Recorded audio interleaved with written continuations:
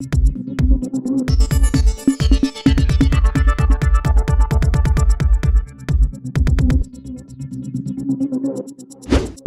News Maharashtra बातमीचे वास्तववादी विश्लेषण। तुम्ही आज सिव्हिल हॉस्पिटल इथे आलात, काय घटना घडली आहे, काय सांगाल तुम्ही? माझे पेशंट माझी आई नीलाबाई लक्ष्मीचंदन शिवे ह्या एसी दवाखान्यामध्ये ॲडमिट होत्या पाटण. मग ॲडमिट झाल्यानंतर डॉक्टरनं चुकी स्टेटमेंट देऊन माझी आई त्यामध्ये मयत झाली. त्या माहितीचा राग आक्रोश मला अनावर झाला नसल्याने मी त्या दवाखान्यातल्या कुंड्या तोडल्या.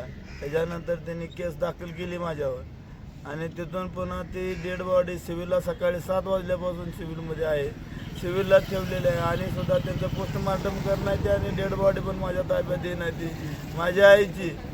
तरी शासनाचा माझ्या आईचं मृतदेहाची हेळसांड केलेली आहे. त्यामुळे या शासनावर कडक कारवाई करावी माझी इच्छा आहे. माझ्या आईचं प्रेत माझ्या ताब्यात दिलेलं नाही आणखी आणि माझ्या आईला मृतदेह इकडनं तिकडं करत आहोत, तरी तेवढा न्याय मिळावा ही माझी विनंती आहे.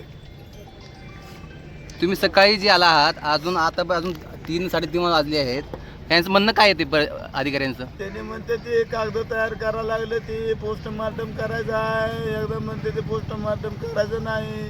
त्या यशच्या दवाखान्यात त्या डॉक्टर अक्षय म्हणून त्या माणसानं चुकीचं मुलीचं औषध देऊन त्या माझ्या आईला शुद्धीवर येऊ दिलं नाही. बेशुद्ध झाली, पुन्हा त्याचं BP लो झाला आणि त्यामध्ये माझी आई मरण पावलेली आहे.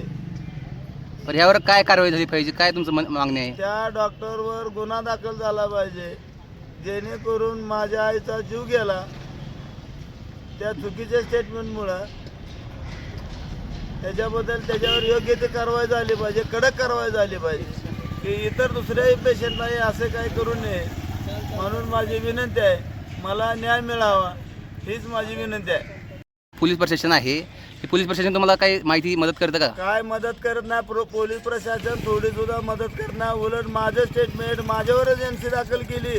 माझ्या आईचा जीव गेला पण माझ्यावरच स्टेटमेंट केले, माझ्यावरच गुन्हा दाखल केलाय. मी रागाच्या भरामध्ये मी थोडे असून करून नुसतं फेऱ्या मारायला लागले.